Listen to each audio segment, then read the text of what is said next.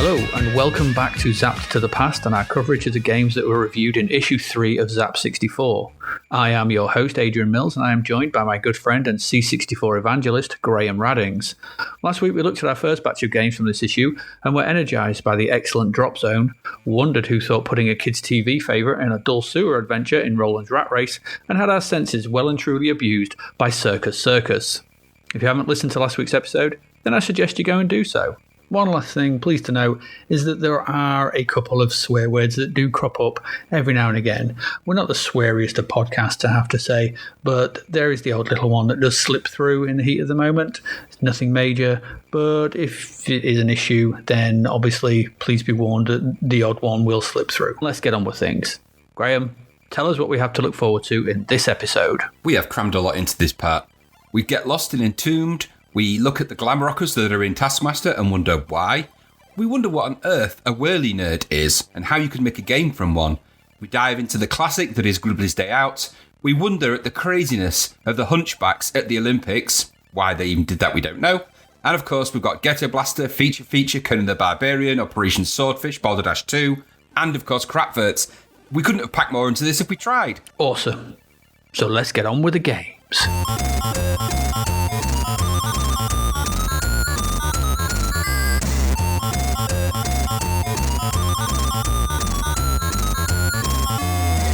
Let's crack on then.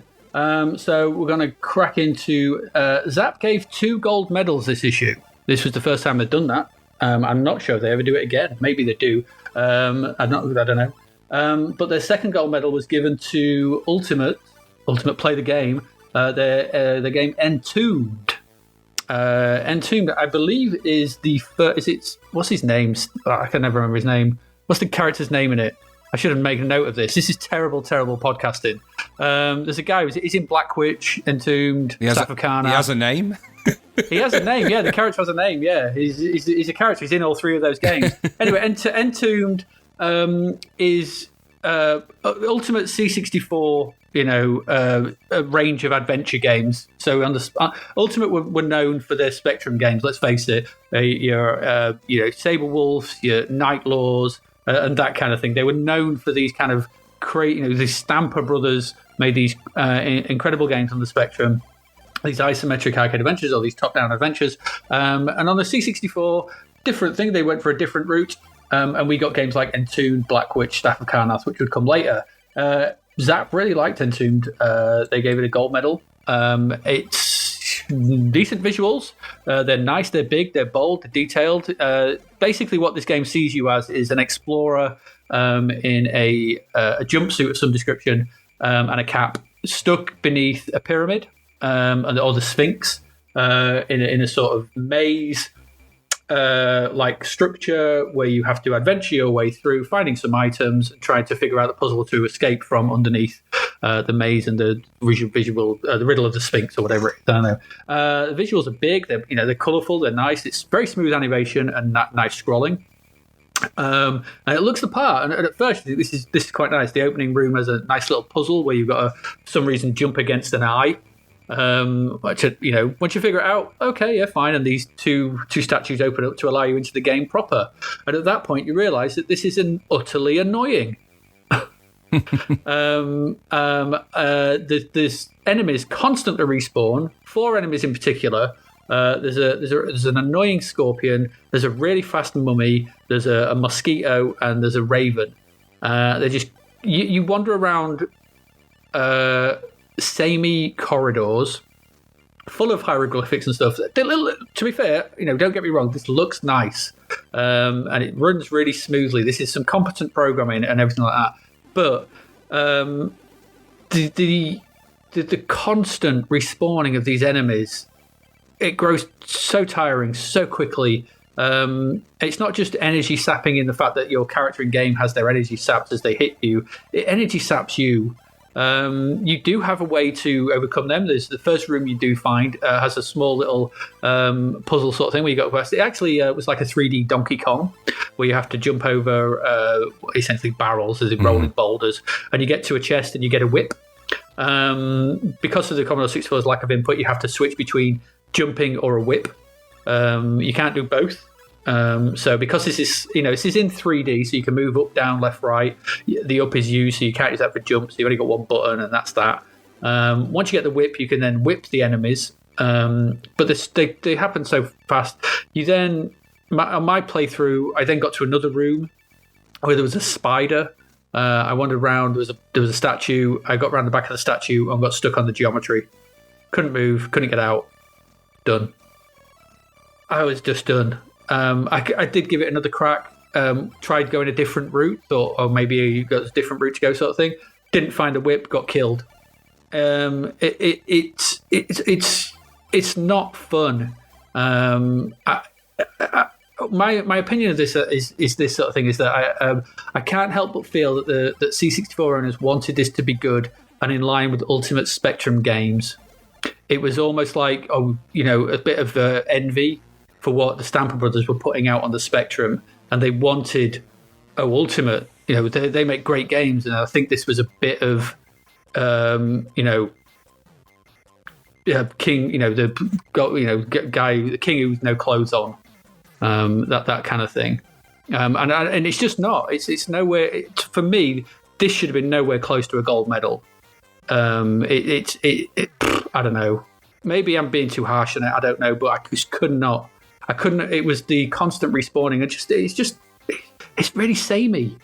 I don't know. Am I wrong? You tell me, Addy. What did you think? I quite liked it. Compared to that. Okay. So it's a little bit different from the others. This isn't a collectible game. In this game, you've basically got to get out of the tomb while you've got air. And you've got to solve the puzzles along the way and try and deal, avoid, or otherwise get out of the way or fight the enemy types. You've got to sort of make your way out. You can defend yourself with the whip, and it is in that kind of isometric style. It's by the way, its main character is Arthur Pendragon. Arthur Pendragon, yeah. Sir Arthur Pendragon. Yeah, it's just come to me.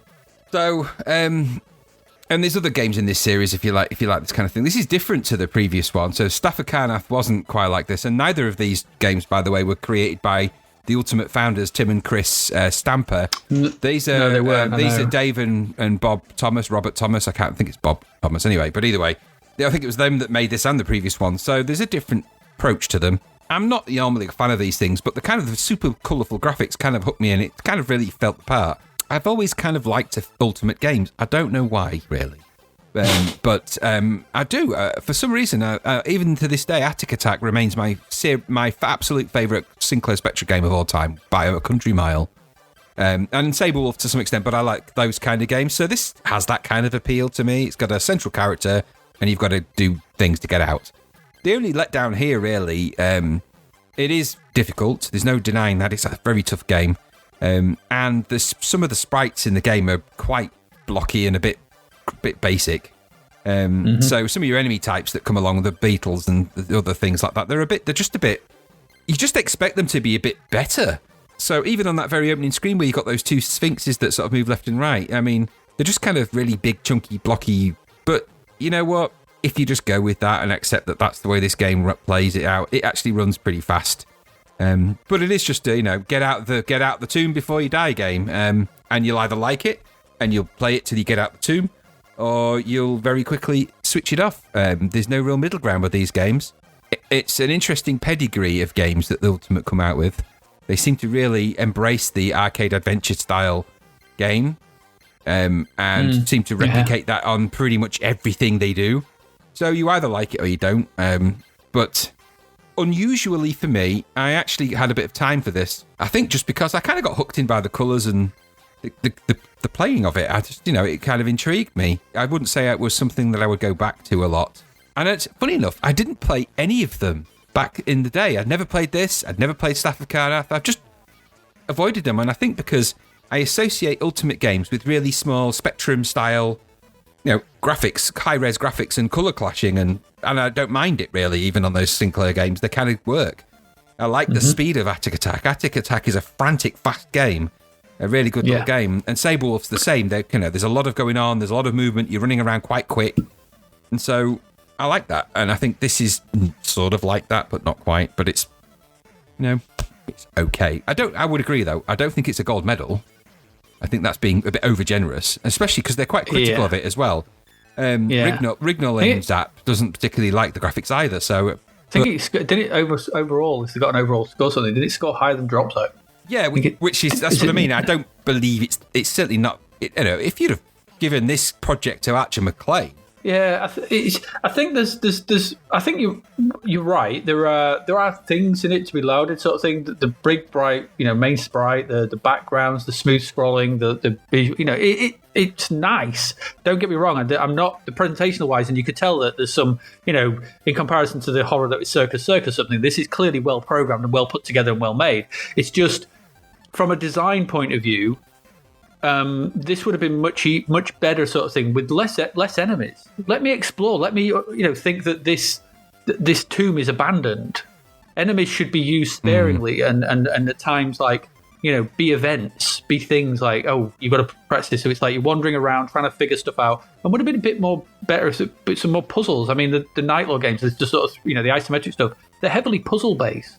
There is a lot of puzzles in Entombed. Loads. Maybe I just didn't get past the second one. I was going to say, there's 7. Remember, there's 7 floors to that tomb, so you've got to go up 7 levels to get out. What happens did you get past the spider? Yeah, I was playing it for quite some time. How did you get past the spider? Because I couldn't figure it out. It doesn't matter. To me, it was just. I think when I got glitched onto the scenery and couldn't move. Yeah, that when things like that happen, that does ruin it. I have to say. And some of the. I know it's a quirk sort of thing, but if you're making it in 3D, then in that sort of slightly from the side 3D sort of thing, when I walk to the side of the screen, I expect to go behind the wall, not in front of it. Little visual glitches like that are a bit annoying, and it could have been better. But I don't know. It's just I don't think it was for me. I don't particularly think I enjoyed it back in the day, and this didn't enamor it to me. It's just if you dig these kind of games, there are a lot of worse sort of thing. This just, if they'd have toned down the bloody stuff in the corridors, I would have been more forgiving of it. Because I like a game with some puzzles that I've got to figure out and prison on sort of thing. Don't put stuff between me and the interesting stuff that is actually really that's rote and boring and dull, that constantly respawns. That's the bit that got me with this. From a design point of view, it suffers from like it's 1985 and they think people's attention spans will evaporate if there's nothing to do every 2 seconds. Yeah, I think the reason that the games of this type work on other platforms is because you are picking stuff up and collecting it and having to go back and revisit and do stuff, and you've got a finite series of rooms. The puzzles in this tomb in the corridors, because they're quite samey and because you're in a tomb that has similar graphics and similar look and feel all the time, it does get quite unvaried, a bit boring, and you can feel like you're just trapped a lot. And there are times in this game where it does feel like even that opening puzzle, just as an example. No, you more discover that by accident. It's not like it's a puzzle really. It's just a place you stand. There's no obvious indication that that's going to open that door. I just happened on it by pure chance. Oh, absolutely, yeah. I was just jumping against everything. Yeah. Because that was all I could do at the point. I was thinking, well, I have to jump. So you jump against the eye and then they open. It's like, oh, okay. That's what I mean. And it's that kind of, that isn't a puzzle. That's just, a game of chance. And how many people would have switched that off before they got to that by just not figuring out they couldn't do anything? Yeah. It's like, do you remember, I think maybe we'll look at this later sort of thing, but the opening room to V? Yeah, you got to solve the code for the door to get out. Yeah, with absolutely no basis to what that code would ever be. It was just random, pure luck chance. Yeah, in fact, that prompted me to return V once I'd bought that back to the shop because I said it didn't load, and I got Green Beret instead. So there you go. Oh, good choice. Should have got Green Beret in the first place, but there you go. Anyway. Should have done, yeah, absolutely. But you were a big V fan, aren't you? So, yes, I am. Sadly, I know, but I am. I was a huge Green Beret in the arcade fans, so yeah, should have done. There we go. So Entombed. Just a bit of a split. I think you like it more than I do, but I think we agree it's not a gold medal. No, it's definitely not a gold medal. No, it's not.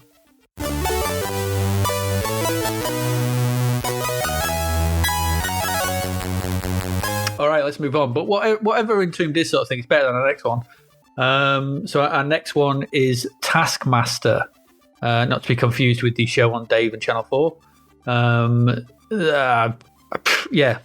Do you want to talk about Taskmaster? So please do. So the idea of the game is that you've got to complete 7 challenges at varying things in order to rescue the princess. I think it's a princess, or marry the king's daughter. You got to marry the princess. Yeah, Princess Kelly. Kelly. So this has got hints of, weirdly, around this time, Clash of the Titans is released. Maybe 2 years before, around 1983, and that features a guy that's got to go and complete a load of tasks in order to win the hand of marriage of Cassiopeia. In fact, in the end, of course, he kills the Kraken. But that's by the by. The end. This is kind of sort of. It's kind of that kind of idea. So you've got these 7 progressively harder things to do. Oddly enough, they kind of look the same when you do them. So I only ever got past the first wave, because the first wave was kind of a stand and shoot the zombies kind of thing and just survive, overnight and over a zombie attack. But each one of those tasks is different in its ideas. And I thought that it was kind of stupidly hard, a bit of fun for a very short amount of time, but okay fun, but it could very quickly get tiresome. The presentation of the game was kind of quirky and interesting, and the main sprite looked like a glam rocker. But it was just sluggish. The game was slow, and when you were running around, it wasn't like it was frantically paced running around shooting zombies. It was kind of like you were running through treacle a bit, and I tire of that kind of thing so quickly when that becomes the thing that kills you in a game because you just can't run fast enough to get away, or it's a bit unforgiving. The angles were weird on the game as well. You were trying to shoot at crazy angles, and it didn't quite. The maths didn't add up in my head. So it was fun for one level, but I wouldn't. I never would have persevered for 7 ever. No, I mean, I got to level 3, so I got to the 3rd challenge. So the first one, sees you shooting a load of zombies. I did, I like you've got to just last the night, and the moon, sun goes down, moon comes up, and sun goes down. Moon goes down, sun goes up.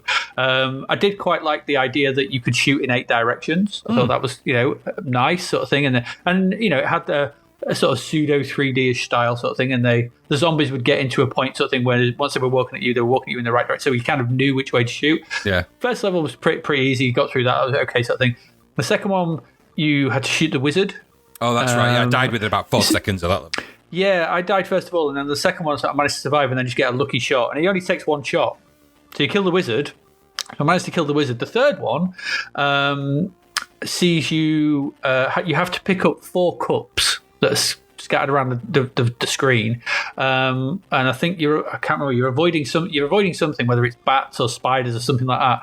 So... And this is where I couldn't get past that thing. But the animation when he picks up a cup, when I pick up a cup sort of thing, I just bend at one knee sort of thing, pick it up one hand sort of thing. This guy bends down to look like he's about to take a dump in it. He literally bends down like he's sitting to take a crap in these cups, because he bends down with his feet on either side of the cup and he goes right down. Oh, weird. Like a squat. It's really odd. Yeah, it's a squat, and it's just, this is 2D, so it looks like he's about to shit in a cup. Which is kind of weird sort of thing. And I didn't get past this level. I didn't want to see what happened next. And I'm not sure Princess Kelly wanted me anymore. That's either, it. That would make me laugh. Princess Kelly. Princess Kelly at the behest, and you've got to do this sort of thing at the behest of King Otto. Who names this stuff? I don't know. I can only presume because Otto was the name of the bouncing ball, wasn't he, in Berserk? Yeah. So maybe it's come from there. Because this may be slightly single screen shooter trying to do stuff. Yeah. Maybe there's a Berserk reference. Oh, there is a bit of Berserk in that first level. There's no doubt about that. Yeah, so maybe something like that. No, I couldn't get any further. I didn't want to get any further. It's unusual. It's a really unusual game. Like you said, the presentation is weird and odd, and kind of a little bit endearing. It commits to the cause, shall we say? That this is some very very strange sort of medieval hey nonny kind of thing, where all the font is very that kind of thing, and the language used, and trying to sort of do this sort of thing, and it's unusually different, but I'm not sure it's good. It's kind of an oddity in what we're seeing. It's quite different, but I don't think it was actually something I would ever go back to or could recommend, apart from just trying to get to level 3 and see him take a dump in cups. That's it, really. That's a Taskmaster. Just a weird one, a really weird one. I think this is just representative sort of thing that games were at the time, some of them were really weird, really odd times where anything was worth a go, even glider riding. Yeah, absolutely. And this is the same guy, by the way, that made the game High Noon in 1984. Ah, well, there you go. I bet you involves two glam rockers. Actually, High Noon is very similar to High Noon. Yeah, well, that's something tells me that he's maybe reworked his code a little. Yeah, with bigger sprites. Yeah, there you go. Yeah, because High Noon, you walk in 8 directions shooting at you. Yes, and the backgrounds in High Noon are alarmingly similar. Only they don't feature a castle as such. So Taskmaster, yeah.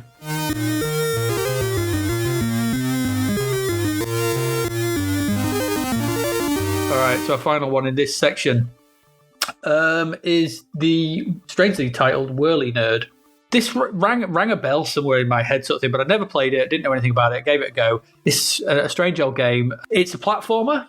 In the sense, if you don't jump as much as you hold down the fire button to how do you describe this game? Okay, so odd. Imagine a scrolling screen platformer where your main character is pretty big, and he's some kind of weird humanoid character with a big round head, and on top of his head is like small helicopter blades. When you hold down the fire button, they spin, and then it hovers you upwards. Once you let them go, though, you have to land on the floor before you can start hovering again. So you can kind of jump as high as you can go by just keeping down the fire button, but you better not let go because then you're falling. Which is weird. It's painfully slow. You have to collect stuff. So essentially, or you're not collect stuff, you're actually trying to feed him. So I put a dull platform feed 'em up. There's so many different genres coming out today. peck 'em up, feed 'em ups in this issue. So you go around this thing. I didn't like. It's too slow. It's painfully slow. It needs more pace. I didn't like the small screen area because you're so big and well grown. I didn't like the fact that you took up so much screen space, and the border was so enclosed. They clearly couldn't scroll the entire screen, and I thought that was annoying. So I couldn't see what was coming, and the fact that it didn't start scrolling until you were ridiculously close to the right hand side of the screen meant that you couldn't react. And so this unusual atmosphere, strange game. I'd put it's not exactly sure what this game is trying to be, and it seems stuck in between worlds. It didn't know, is this an adventure game? Is it a platformer? What is this? Neither of which it's doing particularly well, I think. I put my notes here. It's an odd little sort of game, in a way. So, like you say, you've got to fly your kind of nerdy-looking helicopter-headed chappie around collecting stuff, and then get to the next level. Okay, that's the game. I thought there's some nice ideas in there. I quite like the way the game level timer worked, because you're on a timer, obviously, and there was this kind of sound effect that kind of I can't remember if it was a sound that kind of scaled up or it's a sound that was going down, but it was the sound was kind of tied into the game level in a quite neat way, and so it made you feel like that as it sped up. I think as the timer got closer to the end of the time that you had for the level, you started to get a bit panicked. I quite like the graphics on the main sprite. I mean, you couldn't really miss it because it took up most of the screen. Yeah, exactly. And like you say, that annoying, position of the scrolling really did make the game more or less unplayable. Really, I liked the way you controlled it with the floating and the flying. It's just quite different, but it was really buggy and twitchy. It didn't, there was clearly some bugs to work out of that game that hadn't been. And I suppose that the very best thing you could say about it that it is quite colourful. The very worst thing you could say about it is that it's just a lot of ideas that didn't work mushed into one game with a really, really weird character. And odd is the best way I could describe it. Did I hate it? No. Was I aware of what I was doing? Not really. And did it have interesting game mechanics that made me think, that's quite a neat idea? Yes. Was it used well in this game? No. I bet it's the game that came after that, or maybe the one after that from the same person's hopefully finished and probably better than this. So yeah. But I think it's a game I played.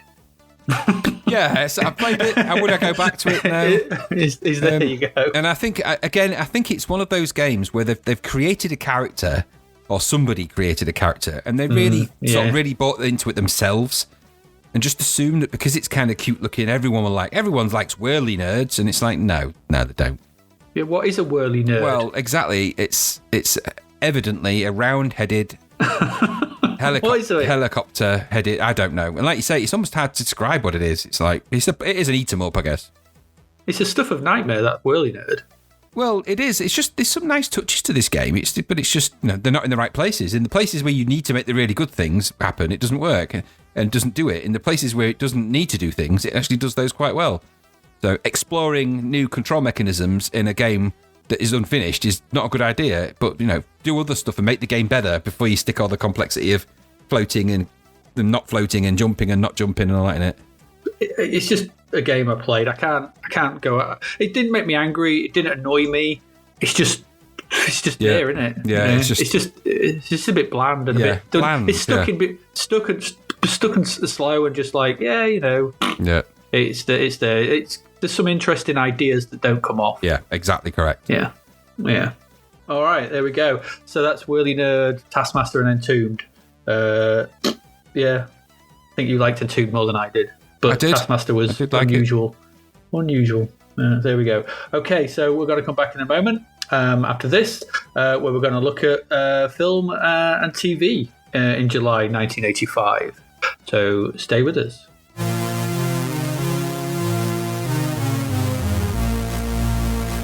Okay, and welcome back. We are going to now look at what was going on in the world of film and TV for July 1985. So let's start with TV. This is the polar opposites. 13th of July, obviously, we've already spoken this in the last episode, but it took over not just music and the news and everything. It was big things. So Live Aid pop concerts are held in Philadelphia and London. It was we've spoken about this last episode, so we don't really need to go over it again. It was huge. We know it was, and they did a really good thing. The one, what I did want to talk about those sort of things was this is in keeping with some things we've spoken about in a previous couple of episodes was the War Game. So this was, this was a show that was originally banned in 1965 because it was about the aftermath of a nuclear attack. So it wasn't shown. It was part of the BBC's The Wednesday Play in 1965, but was banned from the broadcast at the time, and it was finally shown on television as part of BBC Two's After the Bomb season. Happy. Happy. After the Bomb was a series of programs to mark the 40th anniversary of the atomic bomb being dropped on Hiroshima and Nagasaki. And it included Nagasaki, The Return Journey, the first 40 years, which was and the War Game. So this was a series of shows on subsequent nights, started on a Monday, and it was all about the effects of nuclear bombs and nuclear war and that kind of stuff. So yeah, we've mentioned this before that the 80s were pretty paranoid times. And this is just a further example of that. This is what it was like. This is an entire week's scheduled program on one of the 4 channels that we had that was dedicated to nuclear bombs. Isn't it strange though? I mean, it seems to me there's a few things that just strike me as odd about it. The first thing is, who wants to celebrate that anniversary? Nobody wants to celebrate the 40th anniversary of a nuclear attack. I'm pretty sure. No, and I know probably not. In the tradition of Guy Fawkes. No, is that something that anybody wants to celebrate? Really?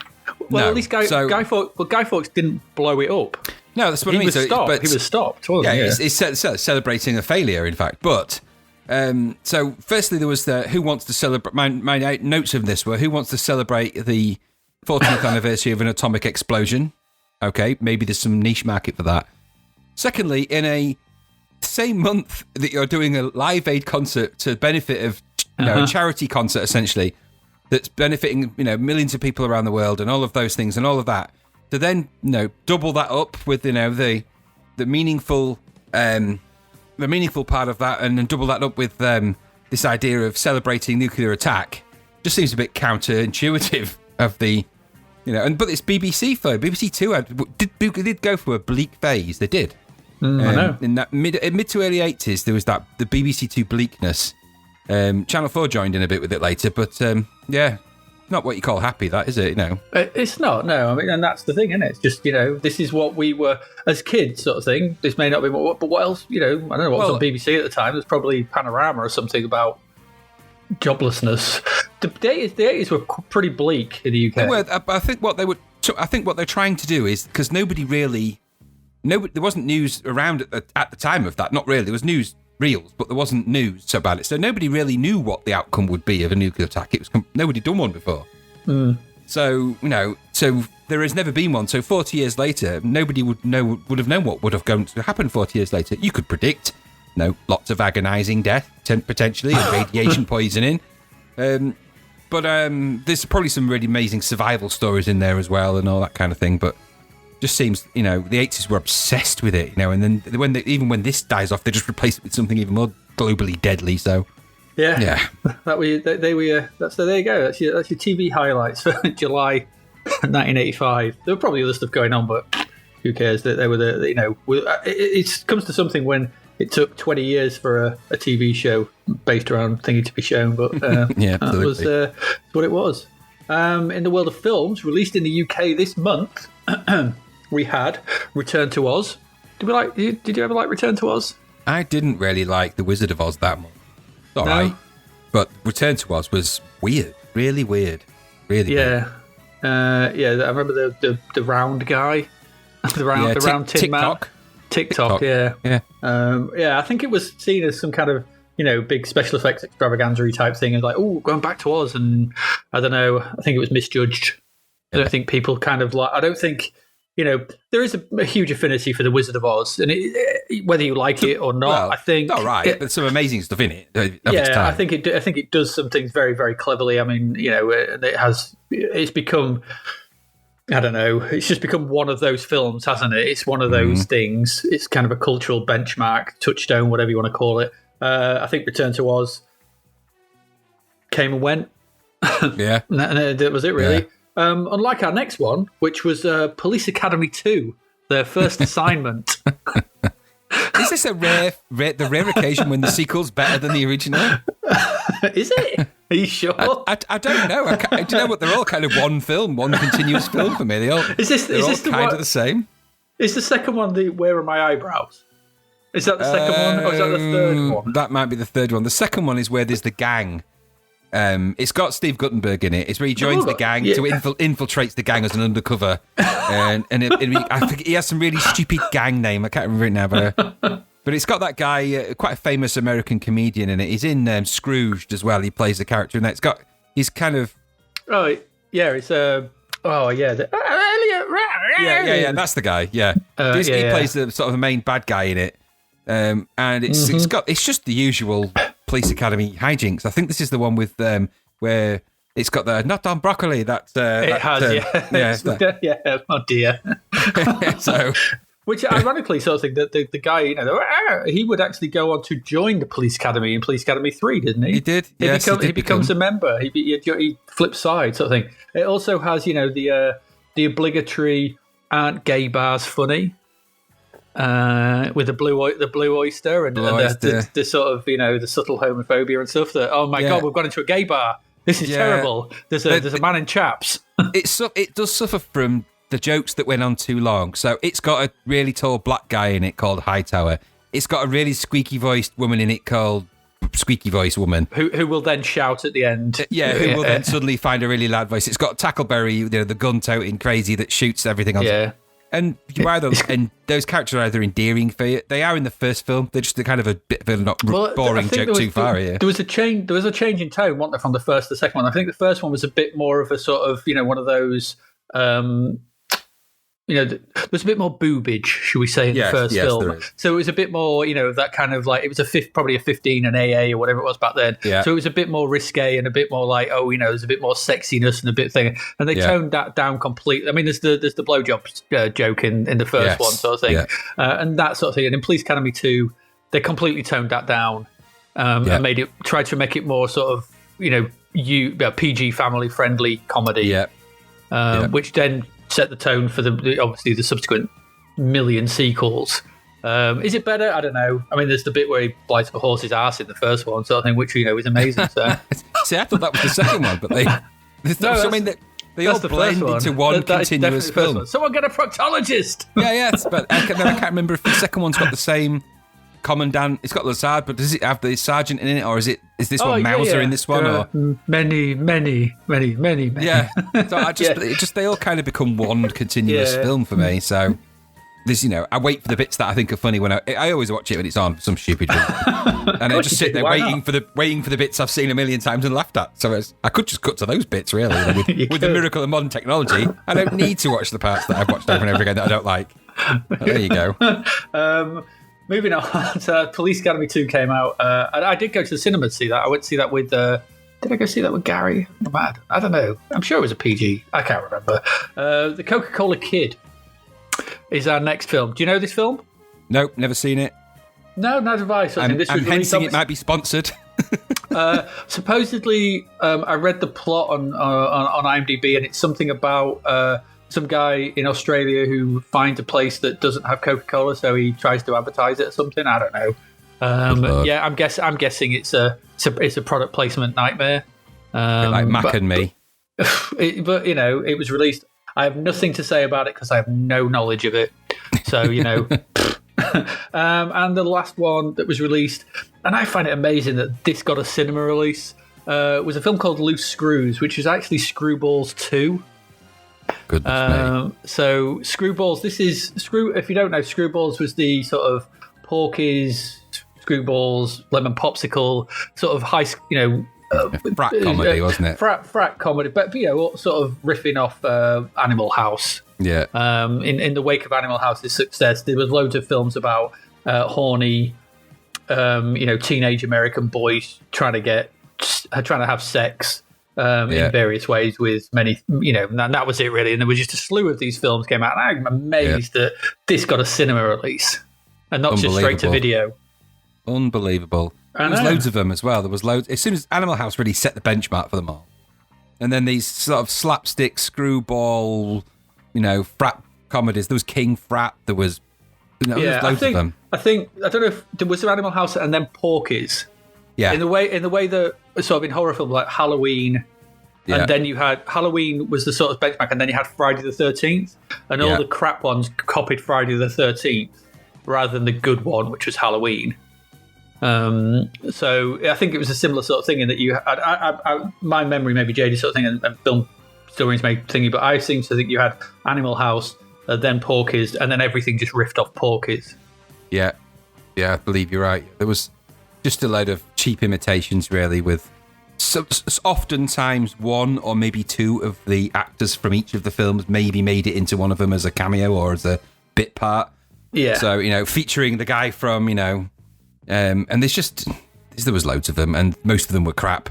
So, and this one would be no exception. You could almost write the book on what happened in it, insert boob scene in a toilet probably that explodes and peeping through a keyhole and boobs happen, and then all of a sudden there's more boobs and oh my gosh, did you see the boobs? And then it's strange that it would then resurface in the what was it?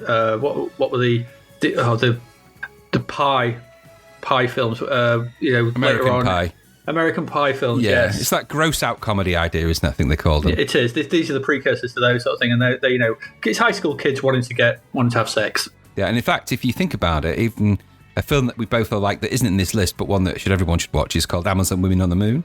And in the movie review section there, they review a film called Frat Slobs, which is a bright, frothy souffle. But the other guy, of course, says that it's pond scum. And that's exactly what Screwballs 2 is for me. Yeah, absolutely. So that was, there wasn't much going on. You were either entertained for a day with music, you were depressed as hell for a week with nuclear war, or you were depressed as hell with Police Academy 2, Coca-Cola Kid, and Screwballs 2, and then wondering what the hell was going on with Return to Oz. That was your films. Good job it's sunny out there. I think that's the thing, innit? It's the summer. People are probably not, people are out. I don't know whether it's a good summer or not, but, obviously people were out and about, probably not watching this rubbish. No, I imagine they weren't.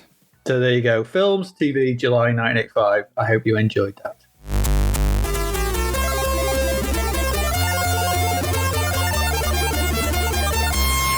Okay, and we are back. After films and TV, we're back into the second part of the games for this session. And we're looking at our first game. And this is an interesting game. I'll be really interested to find out what you think about this one sort of thing. But we're looking at Gribbly's Day Out.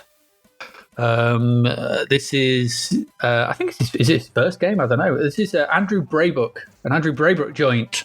Someone who we will discuss at length in probably a later episode, I am very, very sure. Gribbly's Day Out, Graham, what do you think? I liked it, and I didn't think I would. Funnily enough, it's one I've heard of it because I'd heard of all of Braybook's games. Mm-hmm. I just never really got that far back into his game catalogue to play this one greatly. So, and for me, in my mind, I thought it was like Thing on a Spring. Obviously, it's not. But I thought it had great graphics. The game is quite straightforward. You got to collect your little griblets, I believe they're called. Griblets. And get them back to your little cave and get them safety. And you've got to sort of navigate your way through a fairly complex array of enemies and sort of, I want to call them, it's like a maze, but they kind of appear and disappear as you shoot them. So kind of, I don't know what you call them, but I suppose just blockages. Barriers. For a better description. Barriers. So you have to navigate your way. You've got to kind of, the game mechanic itself is that you can bounce and jump and you, so you've got to sort of bounce your way around and jump around and fly. And I quite liked it in the way that you did that. It's really fast. I mean, the game, the gameplay is really nippy, which means it's fun to play, even though it's hard. And the controls are very unforgiving, but that's kind of on purpose. It feels like it's a game that's has got a nice payoff on it. It's got a really nice style to it as well. And it is testing. It's quite a testing game. I think if I'd have had a joystick again and instead of the controller that I was using, I might have fared a bit better. And those old games like that, they're hard. They're really hard. But this is pretty. It's a really nice animated sprite, the main sprite in it. Mm-hmm. And I thought it was just genuinely good fun. I really enjoyed playing it, far more than I thought I would. And it had a really nice feel to it. It felt friendly and fun and, and it was light change from some of the others who'd played at that point. Yeah. So it was it was day and night compared to something like Circus, but just shows you that in the hands of an accomplished or well-versed programmer, that the Commodore 64 was capable of some genuinely brilliant graphical feats of play. Mm-hmm. And people like Archer McLean and people like Braybook really, really flex their muscles and they just get better and better and better at it.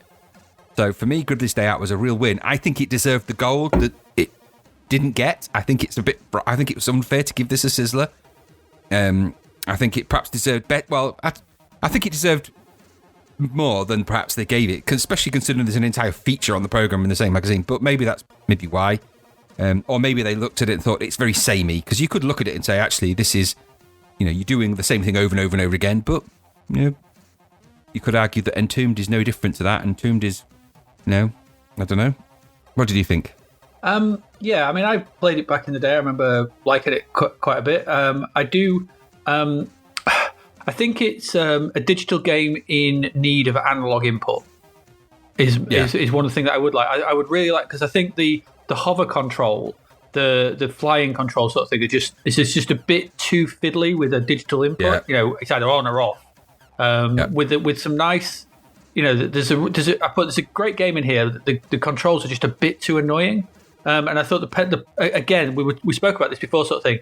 The bounce penalty. Yes. You hit those barriers and bounce, and suddenly you bounced off another one, and suddenly you bounced off, and they're dead.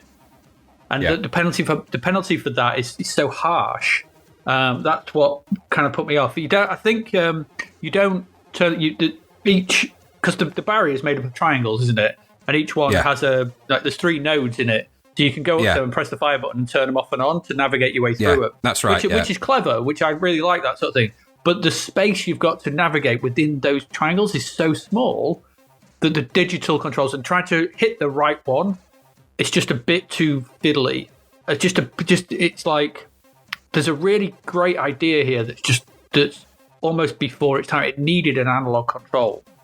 You're right. The visuals are lovely. It's really nice to look at. It's got that Braybook sound, all that sort of. The way he does that, the way he uses the SID chip, I think is really quite unusual. Very clever. And clever. Yeah, I think that's just really nice stuff there.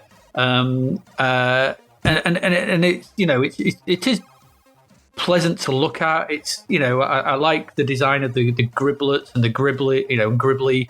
That is pleasant. For me, it was just.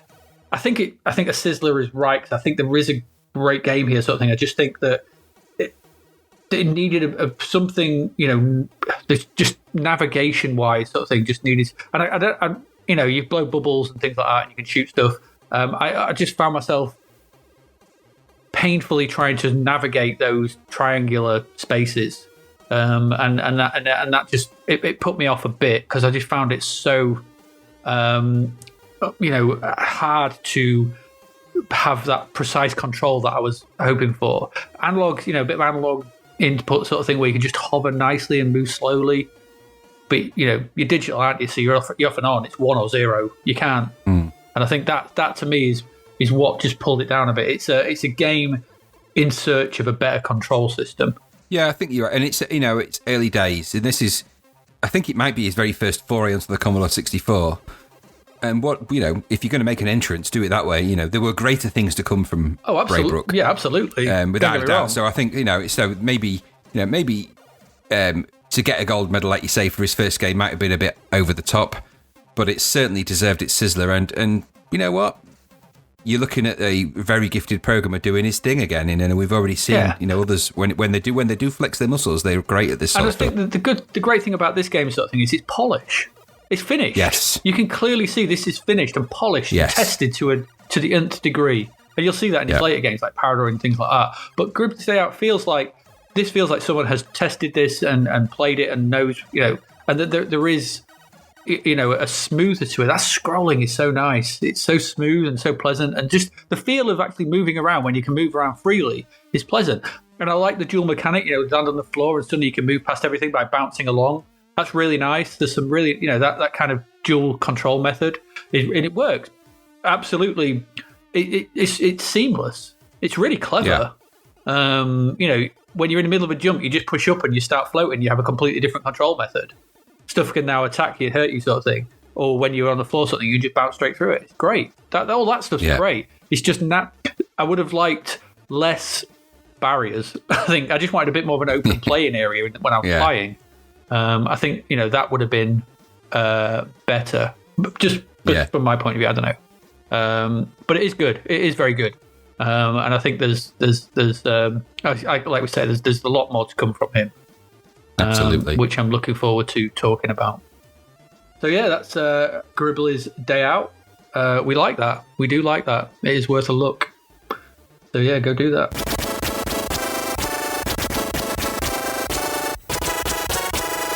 So from Gribbly's Day Out, we move on to our next game, the unfortunate Hunchback at the Olympics. I'm going to preface this. I think we need a talk here, sort of thing. And simply the question: what is it with Hunchback in the 80s? We've done four episodes. I think there's been a Hunchback game in each one. There has. What was the fascination with Hunchback, with Quasimodo? What's going on? What? I'm at a loss. It's not. I don't remember this fascination with it, sort of thing. But there are 4 games, they keep making these things, and this was an arcade conversion, as far as I'm aware. Yes, I think it is. So this is Hunchback. Oh, why would you put Hunchback at the Olympics? It's a legitimate question. What part of Quasimodo, what part of the Hunchback of Notre Dame book, sort of thing, made someone think, what would be good if he did 100 meters and a shot put and other kind of events, sort of thing. And then what would make them think that, if you do a false start, we're going to punish you by these unskippable, hilarious cutscenes where you get menaced by toilet roll and toilets. Or get struck by lightning. I don't understand this game. I don't understand anything about this game, and my final comment on it is a game that should never have been made. Yes. The graphics are. You go, because I don't know what to say about it. Well, I just put that. I put goodness, and an E&D alarm must have gone off somewhere in the world. Why does this crappy game exist? Why? You know, at the end of the day, you're basically putting someone with a deformity into a humorous Olympic setting and then playing humorous Olympic anecdotes around their inability to do these sports in any particular great way. I think that's weird and offensive, and it remains so. Yeah. So I have nothing nice or great to say about this game. What surprises me is that it exists. But again, we've said it before, but even at the 80s, you're at a stretch here. You know, you can't imagine taking any other physical deformity or physical disability rather, and placing it in an Olympic context for a goof. It's just not funny. It's not funny to do that. You know, there's reasons why even Monty Python pushed the envelope with the upper class twit of the year, and even they didn't delve into physical deformities and physical disabilities as much as just sort of people being stupidly weird. Yeah. So for me, it's just a misfire, and somebody probably thought it was really funny. I don't. No, and I mean, if this was an arcade game sort of thing, in my time in the 80s, I never saw this in an arcade. Did you? Never, ever. No, I mean, no. I was completely unaware of this until I sort of saw this in here. And when I was looking through the sort of list of games, I was like, Hunchback, what the hell? And then, a bit of looking, and it's just awful. And and I think you're right, sort of thing. It's not just awful in its fact that the way it plays, the way it looks, the way it is, sort of thing. It's awful conceptually. Yes. It's offensive and just it's unnecessary. It's punching downwards of the highest order. I don't even think at the time I would have. I have no problem with the Quasimodo game and the Hunchback game. Those, I find those they're all right because they're not. This is putting the Hunchback in the Olympics is just all kinds of wrong, and I can't get behind it. And I feel we would be remiss if we didn't go, oh good lord, and call it out for that. So this is, I think you're right, sort of thing, a misfire on every single level. Yep. Agree. And that's being kind. Anyway, let's move on.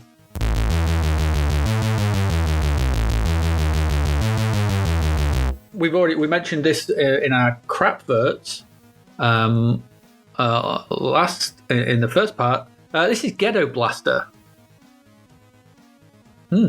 Graham, what did you think to GhettoBlaster? Can you sum up what your thoughts? Yeah. So the idea of this game is you've got to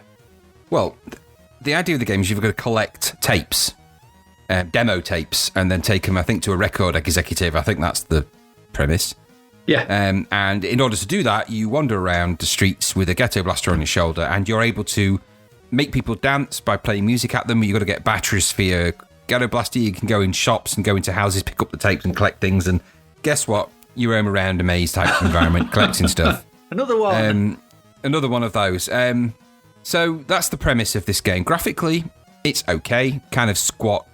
Small sort of medium resi sprites, nothing to write home about. I just felt, for me, that it was dull. I didn't think that the music was great, which on a game that's principally based around music and the music industry seemed really peculiar to me. That they wouldn't have got one of the many capable composers around at that time to do the music seems really strange. So I have a feeling that the people who did the music thought they were great at it, and they're not. So the music felt a bit dull.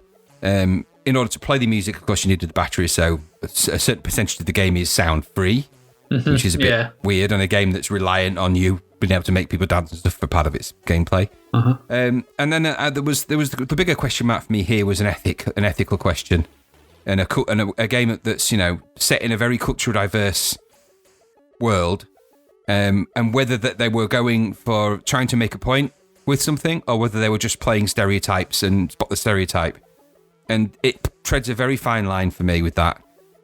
It's not. I don't think it's a game that was consciously aware of it trying to be offensive in any way, or being racially offensive. But the trouble is, if you play the racial stereotype game, which this does, you're on thin ice at best. And and I mean, I'm obviously a white person, so I would play this game with a very different slant, I would imagine.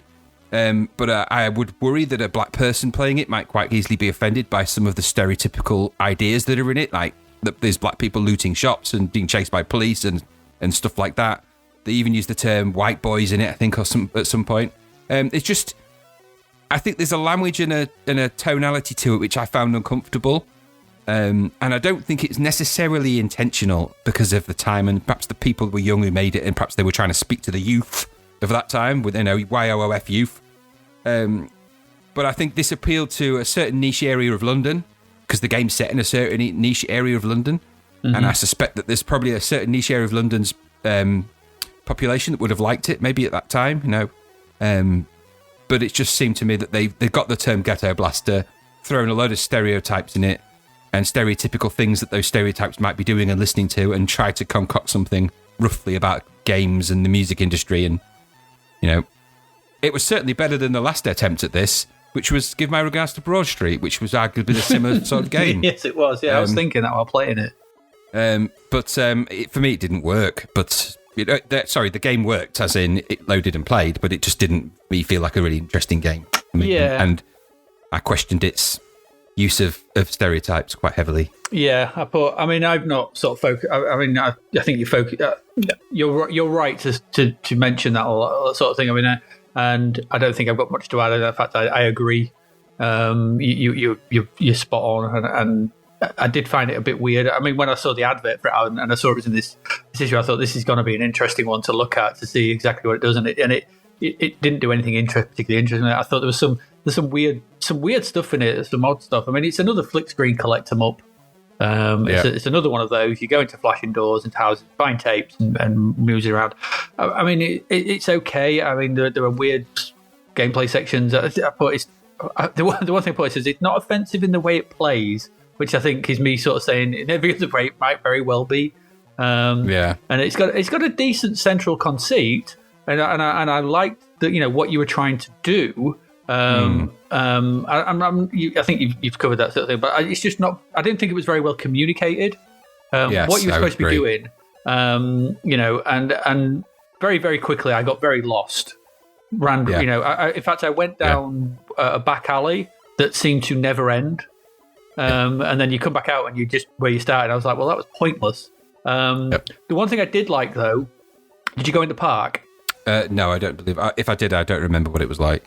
You'd remember sort of thing because if you go in the park and you wander over a mushroom, you trip out. No, I didn't. I definitely didn't do that. the screen goes all flashy and weird. It's like I trip in, and I did some of the sort of little interstitial sort of little bits that pop up at the top, like I'm jamming, and there was some nods to music culture and things like that were okay. But I think in and of itself, if you remove it from the problematic aspects of it, sort of thing, which I know is a very hard thing to do, it's not that great a game in and of itself. It's just a very, very it's just another one of them. Yeah, we've spoken about. Yes. But when you put that on top of it as well, it becomes a bit. I'm really not sure about this. Yeah, I think, like you say, it's for me, it's cultural, it's subcultural roulette, and like a Russian roulette. And so sometimes in those games, you're either going to hit the nail on the head and everyone's going to get the joke, or you're going to be the brunt of that joke. And I think I'm not sure where it lies with this one. I'm not sure if the intention behind it was sort of thing was to actually. Oh, I don't think it's intended that way. I think it's just time. Time has twisted it that way, maybe. I think so. Yeah, and I think maybe they were thinking like, oh, this is an interesting thing. We're going to do something with black culture. And and finding music and do things around black music and all that kind of stuff, and we're going to tie it into this. But I just think that there are many parts of it that just don't work, and I don't know. Again, it's very British. It's set in, like you said, it's set in a very British estate in London. It has those connotations. God knows what the rest of the world would make of this. But I think it's one of those. There were a lot of these kind of like council estate collect 'em ups. I think their previous game, if you look on the advert, was Seaside Special. I don't know if you remember Seaside Special. Yeah, I remember that. But that was the same people who made it. And so it's another one of them. It's just, it's all right. It is what it is. Yeah. It's better than Hunchback, though. Yes, at least it doesn't feature a hunchback. That would that is true. No, that's in it. And then we're heading down territory that we don't want to go down. Yeah, I wasn't quite enamoured with the main sprite either. I thought it was not very well animated. No. I thought it could have been better. Anyway, yeah. So that's our offensive games part 2 out the way. So we'll take a break there. I'll be back after this, where we're going to discuss one of the features that was in this month's issue of Zapped 64. See you in a bit.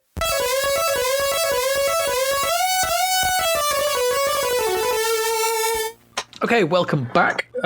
We're now going to look at a feature that was covered in that was done in this issue of Zapped 64. And what we've picked, we've already looked at his first game. That was Gribbly's Day Out. We're going to cover the initial part that would go on for several months of the diary of the making of Paradroid. So, Graham, do you want to tell us what this was all about? What was going on with this? It's actually quite interesting because Andrew Braybrook was a programmer for Hewson, and they made quite a number of games on the Commodore 64 over a period of time. Braybrook responsible for some of them. They were all quite big hits in their own right. And inadvertently, I think, but clearly by design, if you read this, he created, I think, one of the greatest Commodore 64 games of all time. Well, there are others that are in that list, but for me, that's what it is, and we'll cover why in different episodes. But this is actually a really interesting diary of Andrew Braybrook, where they've asked him to sort of create a game creator's diary, if you want, sort of, and literally like on Wednesday, May the 1st, Zapp have asked me to do this, so I've got to keep a diary, like a day-to-day diary and a log of what he's doing in the game. I like this feature because it's completely different to anything else that had ever appeared in any of these magazines before. Never had they gone to a programmer who, let's just roll back the games industry quite a number of years here. So this is when there were publishers like Hewson, but you're not talking about companies that hired hundreds of people to make games. They hired one or two, maybe three or four. They had sometimes they had in-house programmers, in-house graphic designers and stuff. And so you're not talking about a big team. You're talking about one guy, maybe two at a push, that make these games. And so you're getting a really good insight into what it took to sort of figure out how to make, what to do, what the kind of process was. And that was all completely new and different. Because at that particular time in 1985, in fact, anywhere prior to that, it was all a bit of a mythical voodoo technology that people played the games and loaded the games, but it was all nobody sat down and thought, I wonder how this was made. And even the magazines at that time, all of those magazines that were the precursor to Zapp, so all of your Commodore users and your computer video games and all of those, they featured lots of type-ins, code type-ins, which we've spoke about in episode 0 for different games, including, of course, Hunchy, yay! But they included all of those kind of type of things. But it wasn't about how to make a game. It was about how to type stuff in that made it into a game. So this was actually, it doesn't feature code. It wasn't like somebody sitting there explaining how they were moving graphics around with the graphics chip and doing this and that. This was a game designer, developer, programmer talking about how the things he was having to do to make this game work, and just written in such a great matter-of-fact manner that it's quite refreshing to read. So it sort of goes through the trials and tribulations on a sort of a day, not necessarily every day, but a day-by-day sort of blow-by-blow account of the kind of things that he's trying to achieve, what he's trying to do.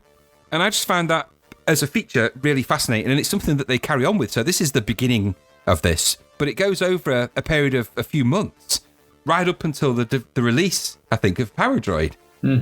So it was actually hand in hand with the development of the game, and I found it, going back and reading this, really, really interesting. One, because I've always been quite fascinated with the programming of the Commodore 64 and how these things work, but that isn't what this is. This was just, the guy sort of talking through the silly things that have happened to us all when we've had a Commodore 64. So when the power suddenly spikes and you get the power supply goes off, periodically, or it overheats, and just some of the little quirks, and I think that's really great to see. It meant that the programmers behind the games weren't superhumans. They were just people, British little inventors that had a real good talent for putting things together and starting to push the envelope on the Commodore 64, which Braybrook, with games that come ahead of this, really, really did. So I think it's a really great feature because it's a benchmark for this kind of thing in a magazine of this type.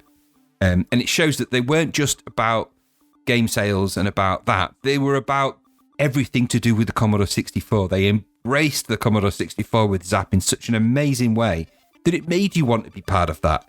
It gave it that everyman kind of feel that anyone could make games, or you could at least read about how people were doing them in a different way. And it demystified some of that. I think it's brave of Andrew Braybrook to decide to do that.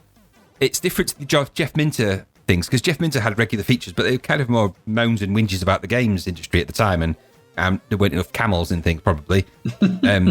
But I think this was the first time when I remember reading it back then, and it was the first time I'd read something that really made me think, wow, so that's how you make games. This is the process. These are the things you have to do. I didn't know you had to think about that. I didn't realise that was a problem. And it was a real eye-opener. And it really led me down the path of then finding my own programming books and coding books, and later down the line, of course, coding crappy demos, but either way, coding stuff on the Commodore 64 in a different way.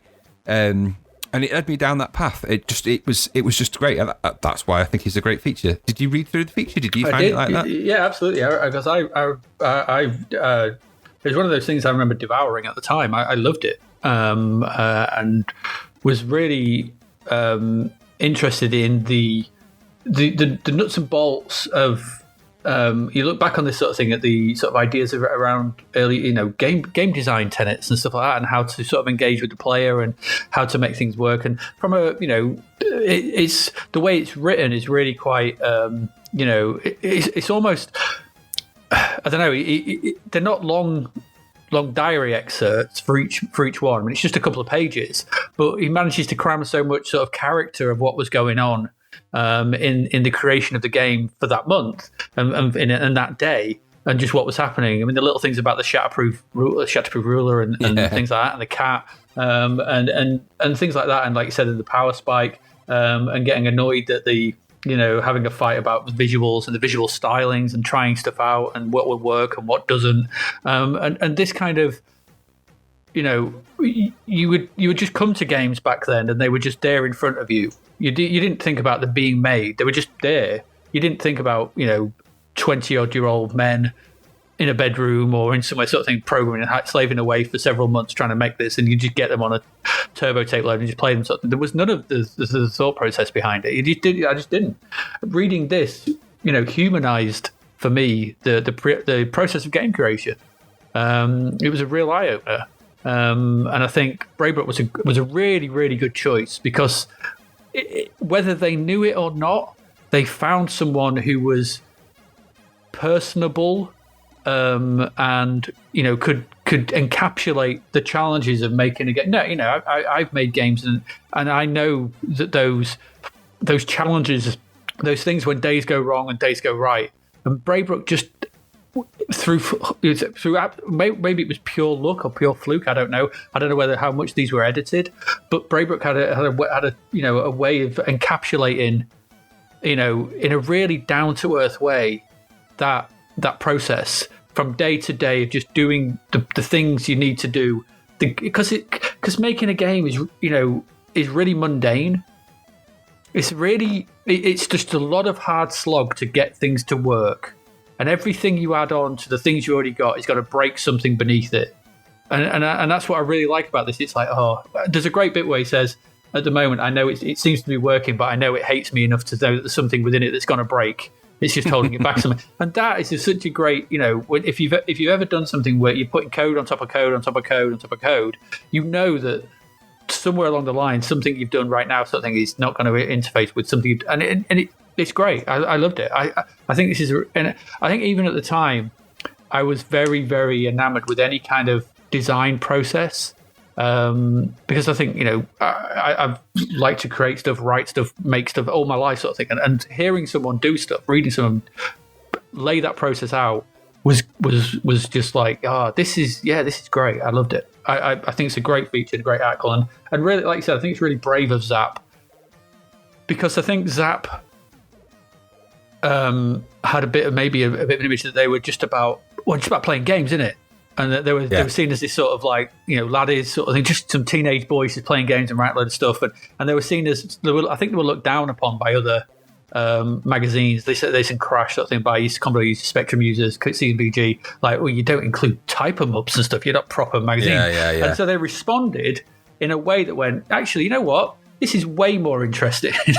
Yeah. And I imagine sort of thing that there was probably someone at Commodore used to going, crap, why don't we think of that? It's much, much more interesting for anybody reading it, because I don't care for typing up because they're crap mostly. You type them in, they won't work or they'd be rubbish. This, however, it personalised the aspect of game creation, whereas before it'd been completely anonymous. It's great. I love it. I loved it. And my final thought with it was that it also gave a really strong notion of the singular vision that was behind Paradroid from day one. So that game never really changed in its design. And his design was to set out to do a sort of high-tech game featuring robots. Yeah. And he had that he had that plan from day one. It was always going to be that. It was not his plan, even in the little section that's the thinking behind the game. He says right from the get-go, Gribbly was a nice game. This is going to be a tech game. No, that was going to be family fun. This is tech and robots and stuff. And he stuck to that, completely, in fact, that, even now thinking about it and thinking about that first time you load Paradroid up and you're hearing those robot sounds and seeing all that, it's an astonishing achievement. And to be able to stick to your vision of a game, because you and I both know, when we've worked on all sorts of different projects in our time, sometimes these things just take a turn, or you get interventions, or people get in the way, or situations change, how you do something, and the game can go from being plan A to being plan B, or you have to compromise on certain things. And the Commodore 64, in terms of programming it, was all about compromise, because it was you were working under complete restraint all the time, not just in terms of memory, but the amount of things that could go on the screen, the amount of processing time you had, and all of that, and all of the above. And so you've got not just the consideration of how you do things, but how you're going to get it in the game, and how you're going to fit it in, and what you're going to have to lose in order to win something else. And this no compromise approach, because what Braybrook did, as we'll see as this goes on, or as it goes on, is he found ways to make it happen. He just did. He just thought, right, I'm going to code my way out of this. And it's very rare that programmers do that. Yeah, it is. I mean, I speak from my own experience. Something where you want something to be a certain way. And when you want something to be a certain way, it is like, there's no other way. It's going to happen no matter how much you bang your head against it. You eventually get there, and this is great to read, his that process in 1985.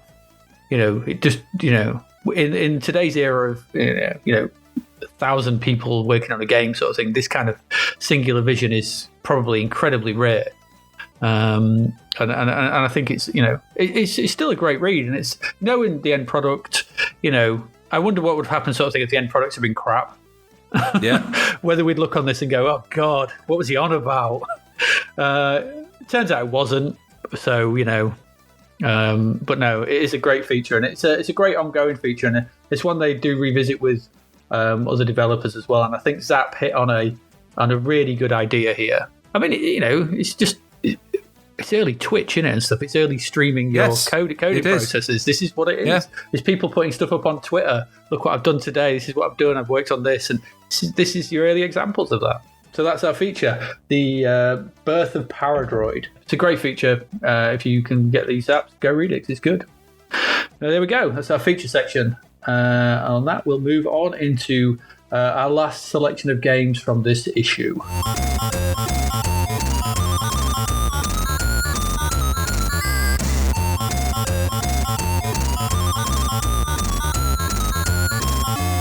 Okay, thank you very much. Welcome back. We are in our final section of games. We've got 3 left from this issue of Zapped 64 to have a look at.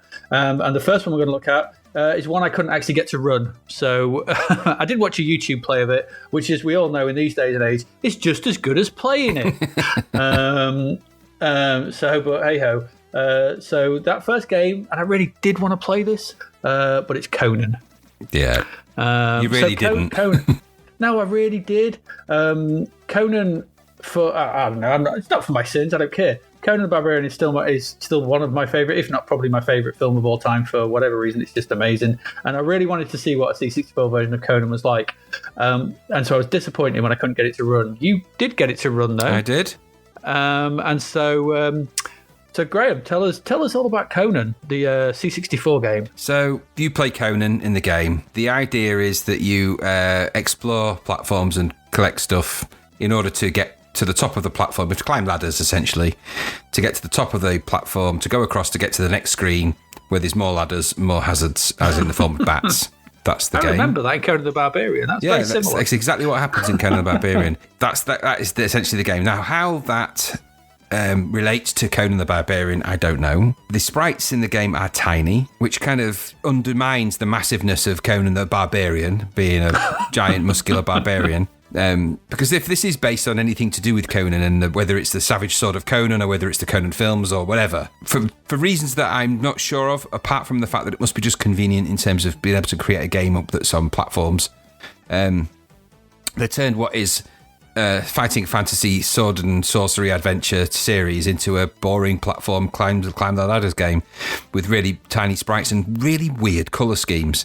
The opening level was purple and green trees in the background, and the whole game had a kind of purpley green colour scheme going for it. Almost two or three colours, really, not massively colourful. The animation on the main sprite kind of perfunctory because it was so tiny, and it was quite buggy and flickery as well. That could have just been the fact that the game was perhaps buggy and flickery, or I was running it on an emulator, so it might just be something to do with that.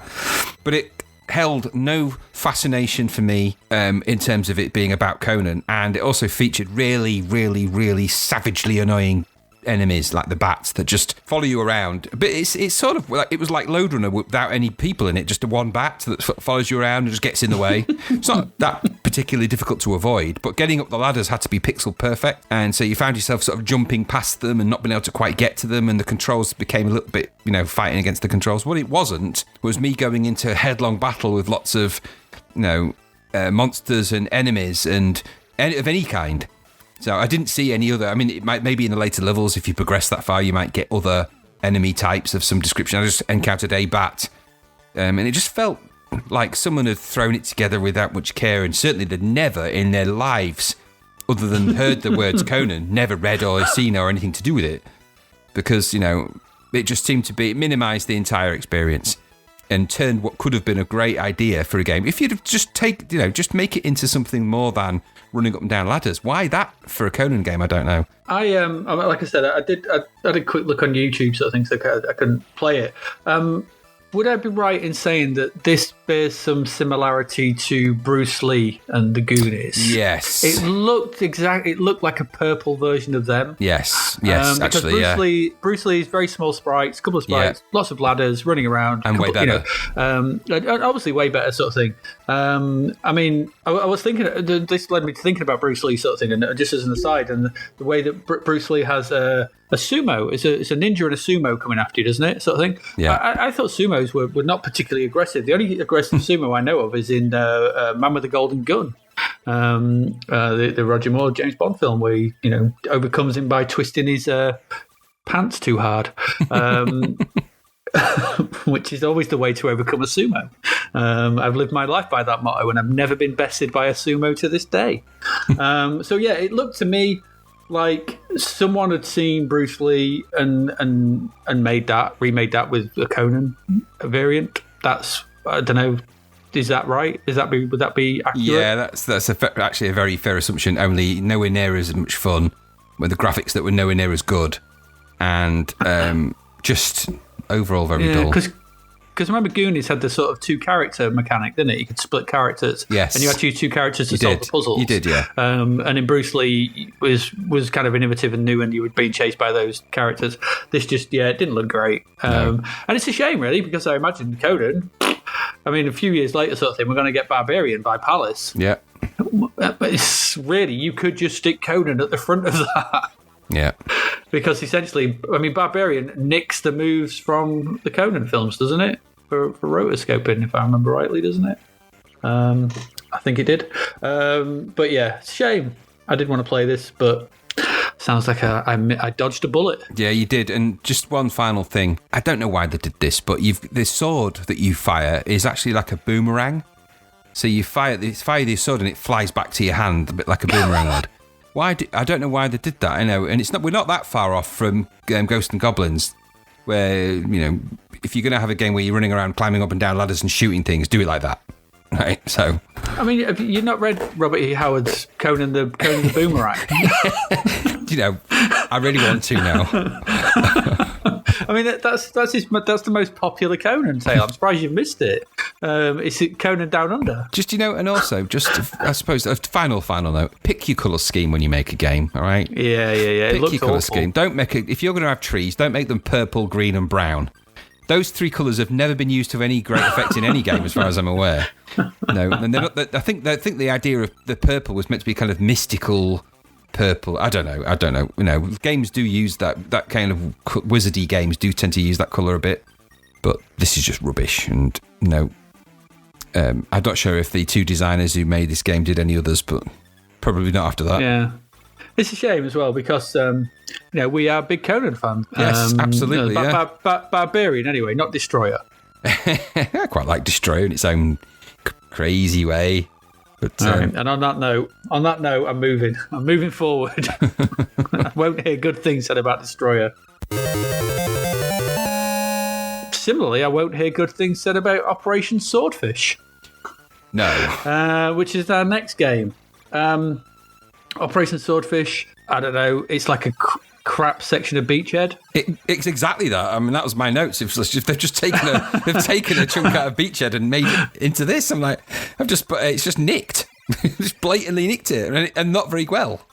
No, my notes are slow, turgid, dull, and unintelligible. Yeah. I should know if what I'm doing is doing anything, and I did not. That is bad. Yes. I couldn't figure out if I was shooting the boats, but essentially, Operation Swordfish is. But I don't know if you're a sub or a boat or whatever you are, but there's boats. Got big old cannons.